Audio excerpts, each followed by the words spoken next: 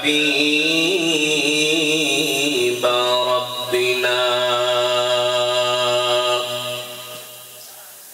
وطبيبنا وطبيب قلوبنا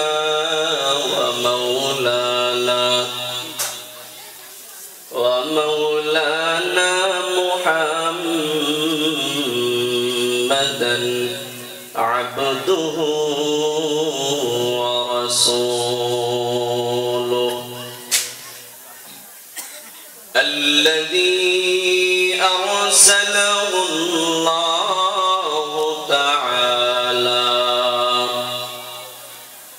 بالحق بشيرا ونذيرا وداعيا إلى الله بإذنه وسراجا منيرا أما بعد فأعوذ بالله من الشيطان الرجيم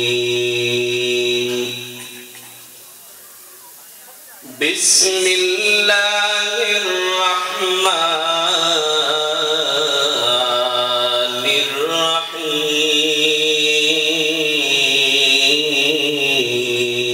الرحيم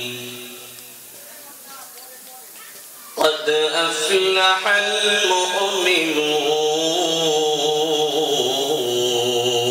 المؤمنون وقال الله تعالى ولا تهنوا ولا تحزنوا وأنتم الأعلون إن كنتم مؤمنين وقال رسول الله صلى الله عليه وآله وسلم لا يؤمن أحدكم حتى أكون أحب إليه من والده وولده والناس أجمعين صدق الله مولانا العظيم وصدق رسوله النبي الكريم ونحن على ذلك لمن الشاهدين والشاكرين والحمد لله رب العالمين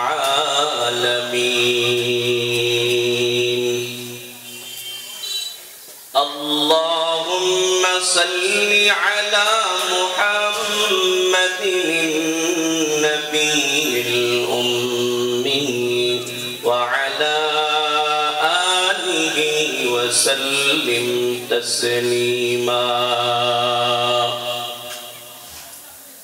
اللهم صل على محمد النبي الأمي وعلى آله وسلم تسليما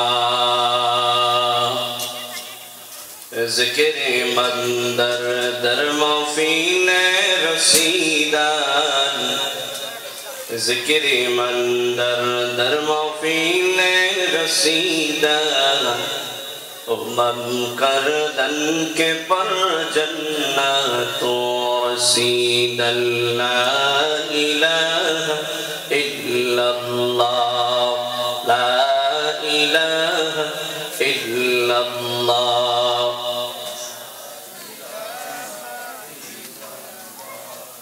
لا إله إلا الله لا إله إلا الله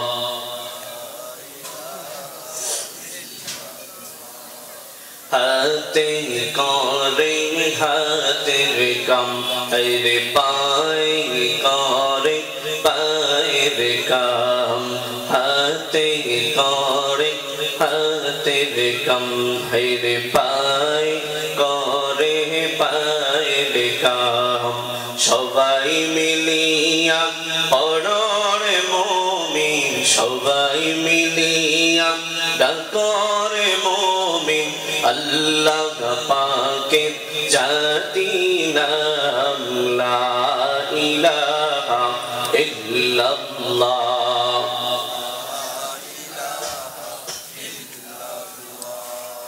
লা ইলাহা ইল্লাল্লাহ লা ইলাহা ইল্লাল্লাহ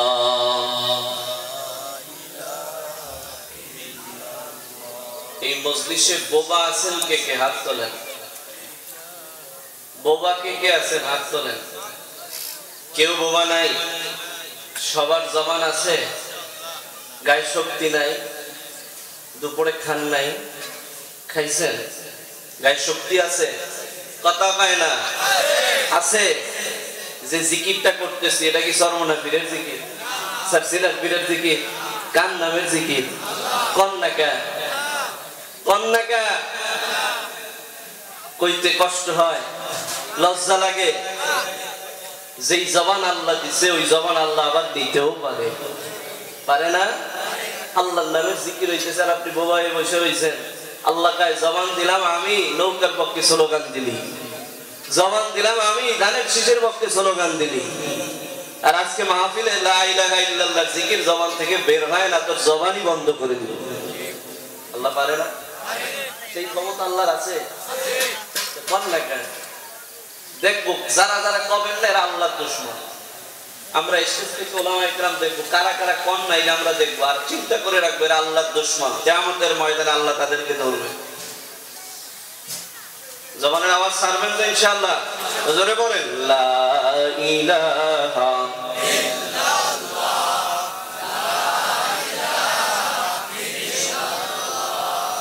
লা ইলাহা ইল্লাল্লাহ লা ইলাহা ইল্লাল্লাহ জিন্দেগি বে बंदगी तू करना है जिंदगी बे बंदगी तू करना है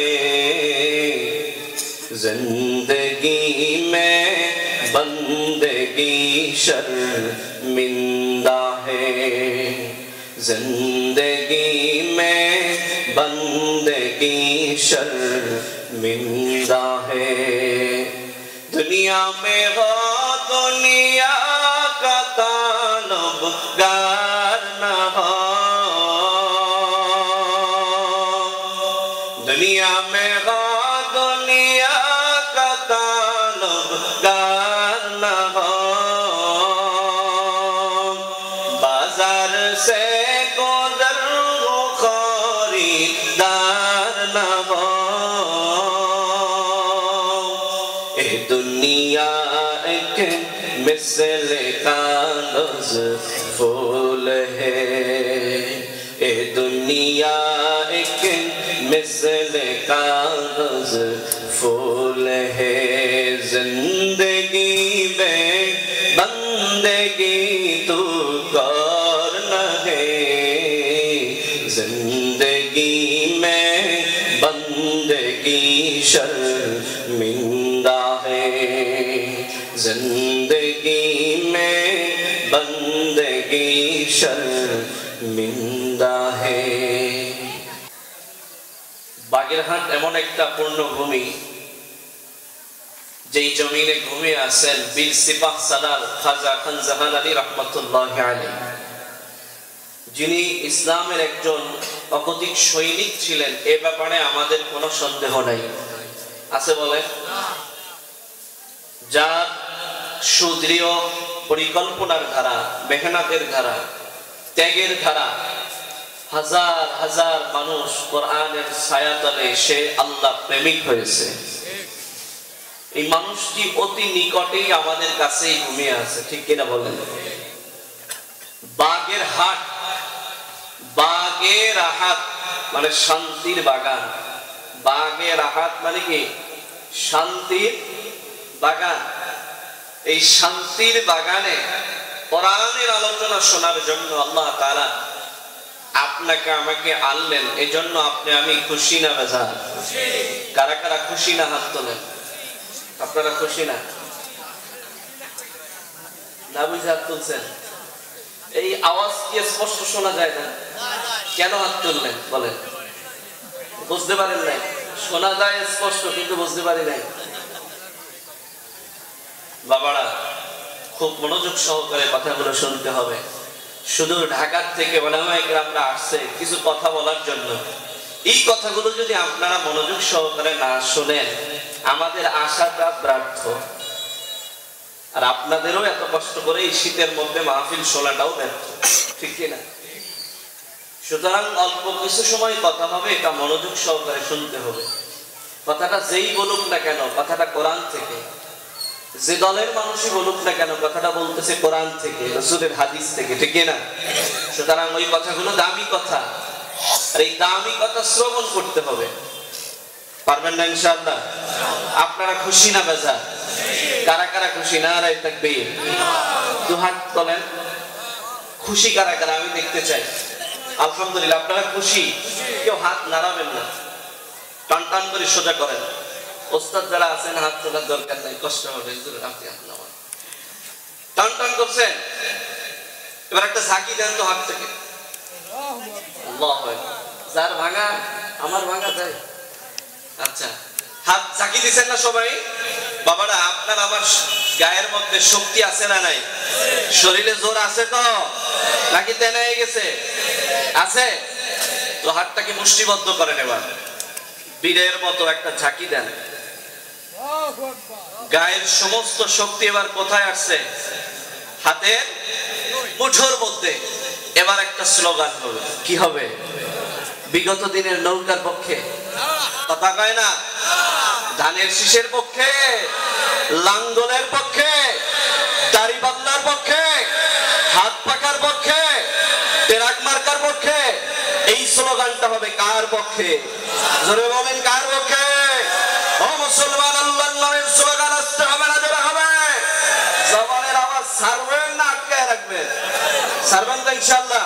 আজকে আমি দেখব মির্জাপুর এলাকার যুবক, বৃদ্ধ, দিনমজুর, কৃষকওয়ালা, ভ্যানওয়ালা, প্রত্যেকের গলায় আল্লাহর নামের স্লোগান আসতে হবে না? জোরে হবে? এই আওয়াজটা এখন প্রমাণিত হবে। নারে তাকবীর, হয় না আরো ধরে, নারে তাকবীর, নারে তাকবীর।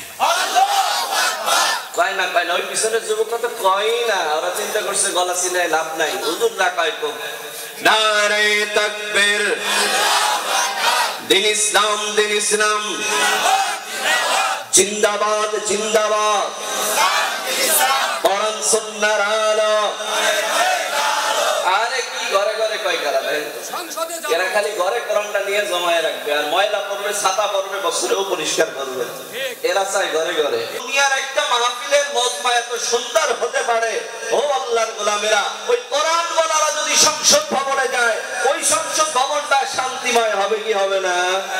ওই সংসদে কেউ কবে না তুই বয় আর কইস না, কেউ থামাবে না, বেশ থাম বলবে। আমরা দেখেছি আল্লামা সাইদি যখন সংসদে কথা বলতেন, মানুষগুলো অপলক চোখে তার কথাগুলো শোনার জন্য তাকিয়ে থাকত। তিনি দুনিয়ার কোন মানুষ রচিত বই থেকে কথা বলে নাই, তিনি কথাগুলো বলেছেন আল্লাহর কোরআন থেকে। কোরআন থেকে যেই কথা বলা হয়, ওই কথার চাইতে শ্রেষ্ঠ কথা পৃথিবীতে আর নাই। তোমার অনেক মন্ত্রতন্ত্র থাকতে পারে, অনেক বই পুস্তক থাকতে পারে, তবে কোরআনের মতো মজা, এত সুন্দর তেলাওয়াত মনে চায় বারবার শুনি, মনে চায় বারবার শুনি, বিরক্ত বোধ মোটেও হয় না, ঠিক কিনা বলেন? আমার পূর্বে আমাদের আয়ুব ভাই সুমধুর কণ্ঠে কোরআন তেলাওয়াত করছে, আপনাদের খারাপ লাগছে? কেউ বলতে পারবেন? অথচ এই স্টেজে যদি এক গান 10 বার কেউ বলতো বুকটা ফাইটা যায়। কি গান কয়বার গাইতো? কথা না কইলে আমি আর জানি না। আপনারা কথা বলবেন তো আমারও কথা বের হবে, বোবাই থাকবেন আমিও বোবাই যাব।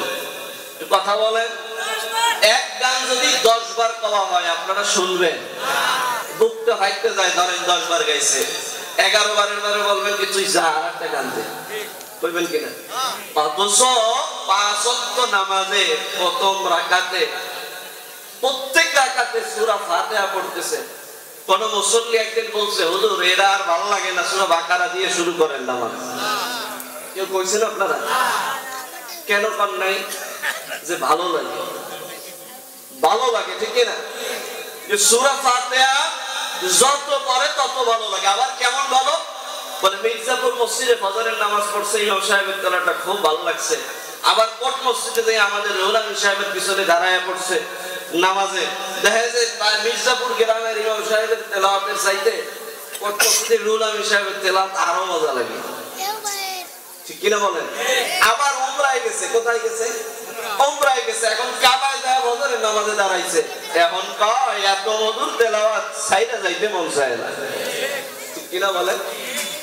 আবার মক্কা থেকে মদিনায় গেছে, রাসূলের রওজার পাশে যাইয়া জান্নাতুল বাকিতে যাইয়া যোহরের নামাজে দাঁড়ায় গেছে, তো যোহরের মাগরিবের নামাজে দাঁড়ায় গেছে। মনে করে ইমাম সাহেব তেলাওয়াত করতেছে, আলহামদুলিল্লাহি রাব্বিল আলামিন আররাহমানির রহিম মালিকি ইয়াউমিদ্দিন। আমাকে তো হয় না। তো মদিনায় মনে করেন মাগরিবের নামাজে দাঁড়ায় গেছেন, তেলাওয়াত শুরু হয়ে গেছে। তো আল্লাহর প্রেমিক, নবী প্রেমিক কয় এত মজা আমাকে বাংলাদেশে চাইতে ভালো, কয় কি কয় না কান? সুতরাং আল্লাহর কোরআনের তেলাওয়াত শুনতেছে, যত শুনতেছে, যত জায়গায় যাচ্ছে তত বেশি মধুর লাগতেছে, ঠিক কিনা বলেন? অথচ একই গান এক মঞ্চে 10 বার গাইলে, একই গান 1 বছর থাকলে পরের বছর আর এই গান ভালো লাগে না। ওই যে কাঁচা বাদামের গান ভাইরাল হয়েছিল, শুনছিলেন আপনারা? কাঁচা বাদাম, এখন কাঁচা বাদামের খোঁজ আছে? এই কাঁচা বাদাম গান এখন আর কেউ শোনে? ওটা রিজেক্ট হয়ে গেছে। অথচ 1400 বছর আগে সূরাতুল ফাতিহা তার নবীর উপরে আল্লাহ নাযিল করে দিয়েছে। সেই সূরা ফাতিহার তেলাওয়াত এখনো হয়, কিয়ামত পর্যন্ত হবে, একটা মানুষ বলবে না খারাপ হয়। এটা আল্লাহর কোরআনের বরকত, এটা আল্লাহর কোরআনের মুজিজা। সাহাবীরা শান্তি পায় না। গ্রাম্য একজন সাহাবী রাসূলের কাছে আসছেন, এসে বলতেছে, পয়গম্বর শান্তি পাচ্ছি না, খুঁজে পেরেশানি আর পেরেশানি, অভাব অভাব, কিভাবে শান্তি পেতে পারি? তো রাসূল বললেন, তোমার এই পেরেশানি দূর করতে হলে তোমাকে একটা সবক পালন করতে হবে। কি সবক? বলে তুমি সকাল এবং সন্ধ্যা আলাম নাশরাহ এই সূরাটি তেলাওয়াত করবে 7 বার। কয়বার? কি সূরা? আলাম নাশরাহ লাকা সাদরা। এই সূরা তেলাওয়াত করবে, আল্লাহ তাআলা তোমার দিলের মধ্যে শান্তি নাযিল করবে। একজন সাহাবী আসছে, ইয়া রাসূলুল্লাহ আমার রিজিকের অভাব, পেরেশানি, ছেলে সন্তানরা না খেয়ে থাকে, কিছু আমল পাতায় দেন, যে আমল করলে আল্লাহর তরফ থেকে রিজিকের ফয়সালা হয়ে যাবে। তো রাসূল আমার বললেন, সকাল এবং সন্ধ্যা তোমার ঘরের মধ্যে ওয়াকিয়ার আমল করবা। সুবহানাল্লাহ বলে, সূরা ওয়াকিয়ার আমল করবা। তো সাহাবী গিয়ে ওয়াকিয়ার আমল শুরু করে দিয়েছে। সাহাবী রাতের বেলা ঘুমায় গেছে, ফজরের সময় কে যেন উট ভর্তি খাবার নিয়ে সাহাবীর দরওয়াজার সামনে হাজির হয়ে গেছে। ভাইরা আমার, কোরআনের মুজিজা, এটা কোরআনের বরকত। সুতরাং ওই কোরআন যদি এবারের সংসদে চলে আসে, এই দেশটা আর অশান্তির রসাতলে থাকবে না। মুসলমান এই দেশটা শান্তিতে ফিরে আসবে। পারবে কি পারে না? পারবে কি পারবে না বলেন? তবে পারতে হলে আপনার আমার সকলের সমর্থন দরকার, আছে না নাই? দুনিয়ার কত তন্ত্র মন্ত্র দেখলাম। দুনিয়ায় আমরা এরশাদ সাহেবের শাসনামল দেখছি, দেখছেন কিনা বলেন? কথা বলতে হবে। এখন তো আমরা স্বাধীন না, এখনো প্যারা আছে। মেম্বার আগে কবে হলো না, আমগো দলের বিরুদ্ধে কম, এটা বলার সুযোগ আছে? আমরা এখন সচেতন, তাই না? এতদিন আলেমরা সচেতন ছিল, আলেমরা খালি মাহফিলে কইছে আর জেলে পড়ছে। এখন জনগণও সচেতন। ভাইয়েরা, এখন তো জবান খুলতে হবে। এখন যদি জবান না খুলি তাহলে আমাদেরকে আবার ওই শিকলের মধ্যে আবদ্ধ হতে হবে। কথা বলেন ঠিক কিনা? আমি কি কথা বলতেছিলাম জানো? বলেন ঠিক কইছি কিন্তু ভাইরা, এই কোরআন এমন একটা মুজিজা যে কোরআন মানুষকে শান্তি দেয়, ঠিক কিনা? তো এই কোরআন যদি সংসদে আসে তাহলে সংসদটাও শান্তিতে ভরে যাবে, ঠিক কিনা? সুতরাং আমরা এই সংসদে অনেক দলের আদান প্রদান দেখছি কিনা বলেন? আমরা সেই এরশাদের আমল দেখছি। এরশাদ যাওয়ার পরে এরশাদদের নামানোর জন্য কত আন্দোলন, এর রাখা যাবে না, এর কারণে আমরা জুলুমের শিকার হচ্ছি, এর কারণে এই সমস্যা সেই সমস্যা, নামাও হটাও, এরশাদরে হটাও। আন্দোলন শুরু হয়ে গেল, এরশাদকে হটানো হলো, ক্ষমতায় আসলো বিএনপি, তাই না? আবার বিএনপির কাজকর্মে আমরা যখন কষ্ট পেতে শুরু করলাম যে নামাও বিএনপি, আনাও আওয়ামী লীগ। কথা কষ্ট হয় আপনাদের? বেজার হচ্ছেন আপনারা? বাস্তব কথা। আনো কাদের? আওয়ামী লীগ। আওয়ামী লীগ পাইছে এবার ক্ষমতা একটানা 16 বছর। কত বছর? সেইটা করছে, পাইছি আমি ক্ষমতা, আর ছাড়া যাবে না। আরে মারির দাঁত দিয়ে কামড়ায় বসে।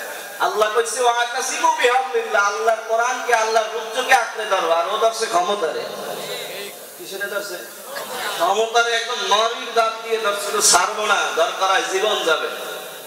আল্লাহ তো কয়, আরে বান্দা, ওয়ামাকারু ওয়ামাকারাল্লাহ, আল্লাহু খায়রুল মাকিরিন। তুমি যতই কৌশল করো না কেন, শুনে রাখো তোমার সমস্ত কৌশল আল্লাহর কাছে কিচ্ছু না, তা ধুলা সমতুল্য না, ঠিক কিনা বাবারা? 16টা বছর ক্ষমতায় থেকে কি দেখলাম আমরা? দুঃশাসন, জুলুম, অত্যাচার, অবিচার, ন্যায় বিচার। গ্রামের শহীদাররাও ন্যায় বিচার করতো না। কথা বলতে উচিত। গ্রামের শহীদা যার কাছে রিলিফের স্লিপ দেওয়া হয়, যে অমুক দিবি, অমুকের নামটা লইয়া, সেই শহীদের যে কয় তোরে কাট দিতে পারি 1000 টাকা দেওয়া লাগবে, কয় নাই? বলছে কাট দিতে পারি 1000 টাকা দেওয়া লাগবে, যদি দাও তোর নামে কাট দেবো, তোর বাপের নাম যে মারা গেছে হ্যাঁ নামেও কাট দেবে, ঠিক কিনা বাবারা? তাহলে এই জুলুমের স্টিম রোলার 16টি বছর চালাইল, যারা দিনের ভোট রাতে মাইরা দিল। প্রথম বছর মারছে দিনের ভোট রাতে, দ্বিতীয় বছর আসার পর চিন্তা করছে এবার আর হাতে মারা যাবে না, এবার মারতে হবে ফিঙ্গারে। এবার কিতে? ফিঙ্গারে মারতে হবে। আনলো ডিজিটাল, ডিজিটাল দিল ফিঙ্গারে। সেটাও মোটামুটি দিনে কিছুটা হয়েছে। শেষবার আইসা কয় মাঠে কেউ থাকা যাবে না, নির্বাচন এবার আমরাই করব। কথা পান ঠিক না? সুতরাং আমরা কেউ গেলাম না। এই যে সকালবেলায় আমার ওয়ার্ডে 1600 ভোট পড়ে গেছে। চাষির কয়, ও চাষি আপনি কি গেছেন? এটা কিসের ভোট? কিসের ভোট? এক চাষার জিজ্ঞেস করলাম, চাষা ভোট কি দিয়েছেন? কয় দিতে গেছিলাম, কিন্তু ঘটনা একটা ঘটে গেছে। কি ঘটনা? কয় চাষা ভোট দিতে যাইয়া যখন ভোট কেন্দ্রের সামনে গেলাম, এক যুবক কইতে আছে, চাষা আপনার ভোট হয়ে গেছে, আপনি যান। আপনারটা তো হইছে, চাষিরটা হয়ে গেছে। আমি কইলাম যে বাবা, তো চাষি আবার কন্যা আসলো ভোট দিতে? ভাই এই কেবল এসে দিয়ে গেছে। তো চাষা এবার কয়, আরে আল্লাহ, তোর চাষি এসে ভোট দিয়ে গেল আর আমার সাথে একটু দেখা দিল না। তাই কেন? তোর চাষি 10 বছর আগে মারা গেছে। 10 বছর আগে? 10 বছর আগে তোর চাষি মারা গেছে। তো আজকে আইসা মরা মানুষটা উঠে আইসা ভোট দিয়ে গেল আর আমার লাগে একটু দেখা দিল না। এরকম ঘটনা আমাদের দেশে ঘটছে। অনেক মানুষের ভোট চালিয়ে দিয়েছে, তার নাম নাই, সে দুনিয়ায় নাই, তার নামে ভোট হয়ে গেছে। পেপার পত্রিকা দেখছেন না আপনারা? ভাইরা আমার, এই শাসন কত বছর দেখলাম? জোরে বলেন, আজকে কবেন না, কত বছর? এই 16 বছরে আরো কত কিছু যে দেখলাম। আলেমদেরকে যেভাবে নির্যাতন করছে, এই একজন পাগলকে যদি বলা হয় এ পাগল তুই দাঁড়া, ও দাঁড়াবে। এবার প্রশ্ন করেন যে আল্লামা দেলাওয়ার হোসেন সাইদিরে কি তুমি চেনো? পাগলও কবে আমি চিনি, কথা কয় না কেন? মাঠে ঘাটে রাস্তাঘাটে যার বলিষ্ঠ কণ্ঠ, যার তাফসীর কোরআন মাহফিল, যেটা মাইকে, অটোয়, বাসে, ট্রাকে, বাসাবাড়িতে, প্রত্যেকটা জায়গায় যার আওয়াজ আমরা শুনতাম আল্লামা দেলাওয়ার হোসেন সাইদি, ঠিক কিনা বলেন? তিনি সর্বমহলের একজন পরিচিত মানুষ ছিলেন, গোটা বাংলাদেশ নয় পৃথিবীর মধ্যে। এই যুদ্ধের সময় ছোট ছোট মেয়েদেরকে নিয়ে ইফতিজিং করছে, নাউযুবিল্লাহ কইতেন না? তিনি নাকি মহিলাদের ইজ্জতকে হারাম করছে। এই কথা পাগল যদি বলা হয়, পাগল কবে যে এমন একজন খাঁটি আল্লাহওয়ালা মানুষ এটা করতে পারে না, পারে? এই ঠিকটা ওই সময় তো পান নাই, এখন করেন না। ওই সময় চিন্তা করছেন ঠিক করলে তো আমাকে পিডেল করবে, ওই সময় ঠিক কর না, এখন ঠিক আর ঠিক, খালি সব ঠিক। কিন্তু যখন আলেমরা মার খাইছে, মামুনুল হককে জেলে নিল, কত নবী প্রেমিক আশিকদেরকে জেলখানায় ঢুকাইলো, তখন কোন প্রতিবাদী স্লোগান আপনাদের জবানে ছিল না, ছিল? একটা রিলিফের মাল নেওয়ার জন্য ওর গোলাম হয়ে গেছিলেন, গোলাম জাদা গোলাম হয়েছিলেন, আপনার সওয়ালেও গোলাম বানাইছিল। আর আজকে ঠিক করলেই ঠিক সুযোগ পাইছে। ভাইরা আমার, মনে রাখতে হবে, মনে রাখতে হবে এই জাতির শ্রেষ্ঠ সন্তান উলামায়ে কেরামরা। কারা? উলামায়ে কেরাম। যদিও তার টাকা নাই, যদিও তার বাড়ি নাই, যদিও তার গাড়ি নাই, যদিও তার জায়গা নাই, যদিও উলামায়ে কেরাম দেখতে কালো হতে পারে, কালো মানুষ হতে পারে, কিন্তু এই উলামায়ে কেরামের মর্যাদা দিয়েছেন কে? বলে বলে ইন্নাল উলামা ওয়ারাসাতুল আম্বিয়া। নবী আমার বলে, আমার উম্মত, দুনিয়ার জমিনে আমি টাকা রেখে যেতে পারি নাই, বাড়ি রেখে যেতে পারি নাই, গাড়ি রেখে যেতে পারি নাই। আমি পয়গম্বর দুনিয়ার জমিনে আমার স্বরূপ হিসাবে, আমার উত্তরসূরি হিসাবে দুনিয়ার জমিনে আমি উলামায়ে কেরামদেরকে রেখে গেলাম। কাদেরকে রেখে গেছে বলেন? বলেন উলামায়ে কেরামদেরকে রেখে গেছেন কে? নবী। কে? নবী আমার বলে, ও আমার উম্মত, এই উলামায়ে কেরাম হলো আমি নবীর রেখে যাওয়ার।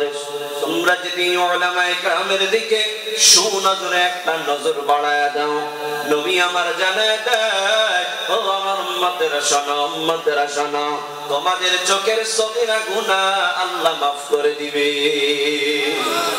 কেউ যদি একজন উলামায়ে কেরামের সাথী মুসাফির হাত বাড়ায় দেয়, নবী আমার জানায় দেয় সে যেন আমি নবীর সাথে মুসাফা করলো।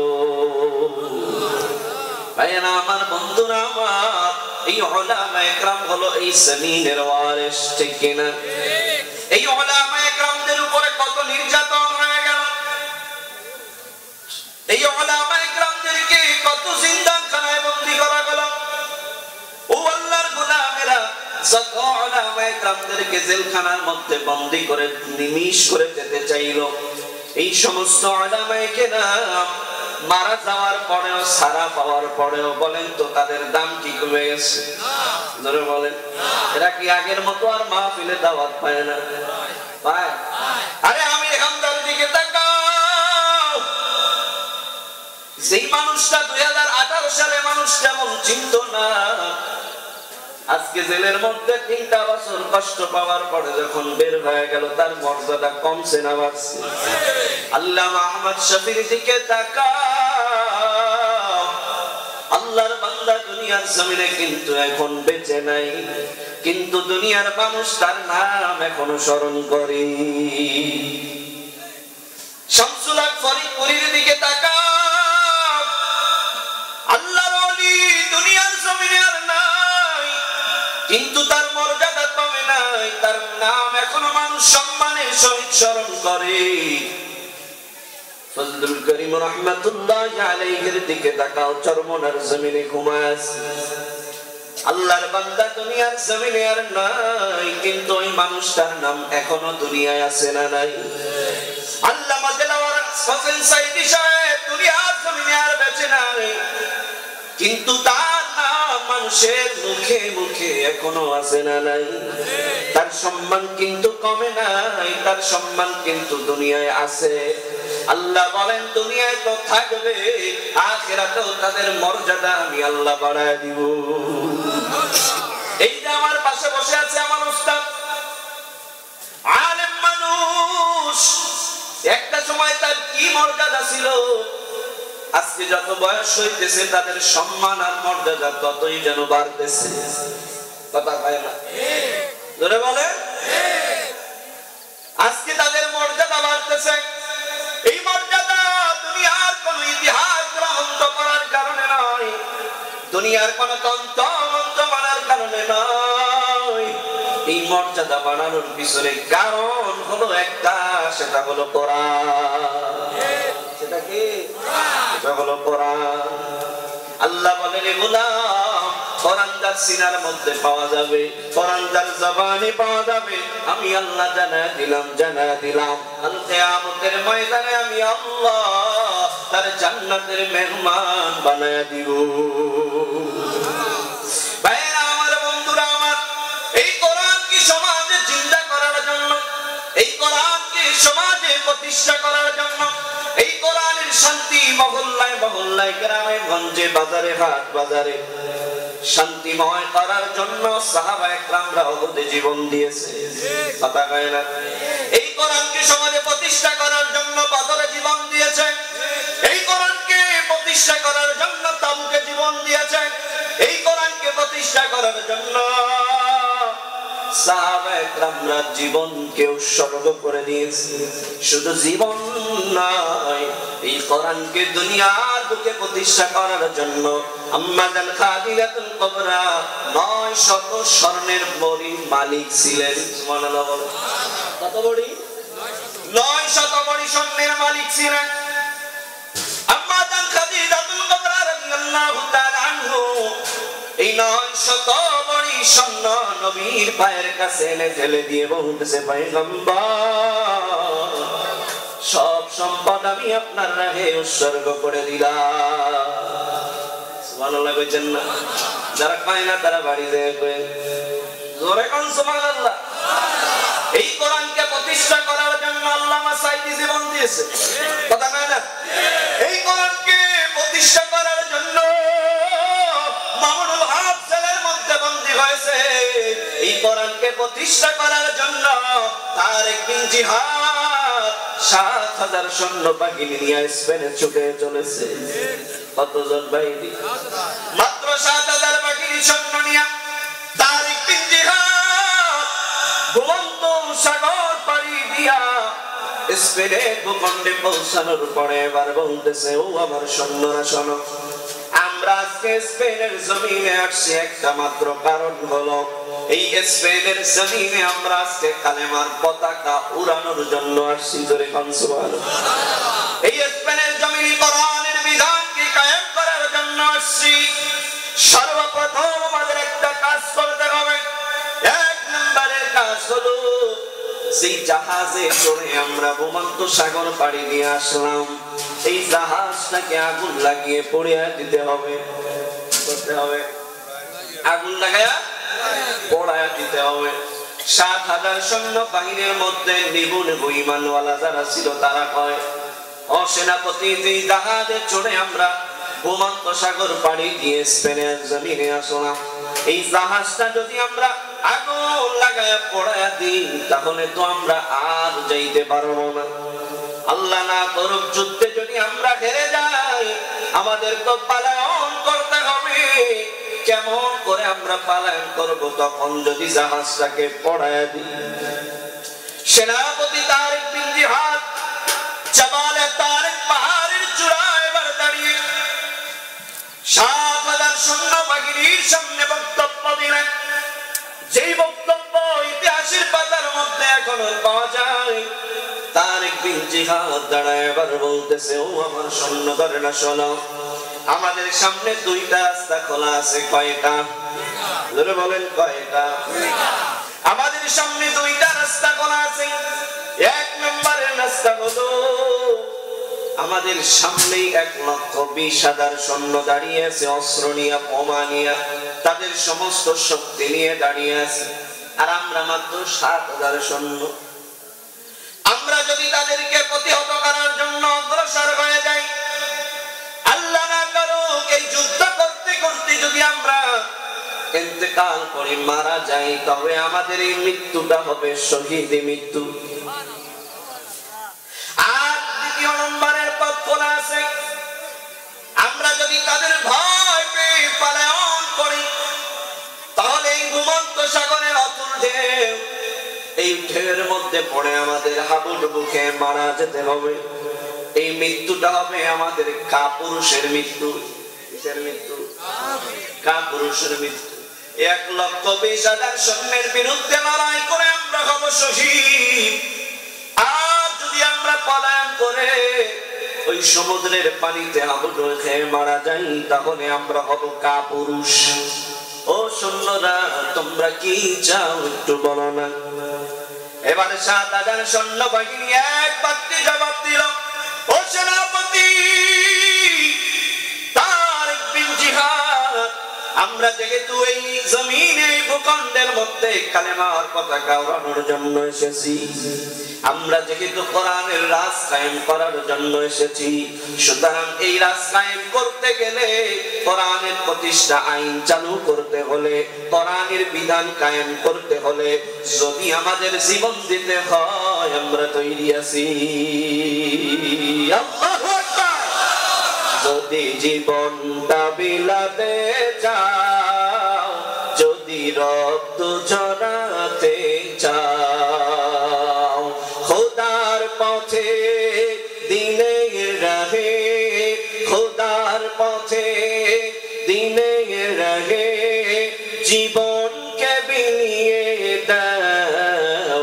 যদি জীবনটা বিলাতে চাও, যদি রক্ত ঝরাতে চাও, আল্লাহু আকবার। এই মৃত্যুর নাম হয় যে শহীদ, বাঁচলে হয় গাজী। এ পথে মরলে মহান প্রভু আল্লাহ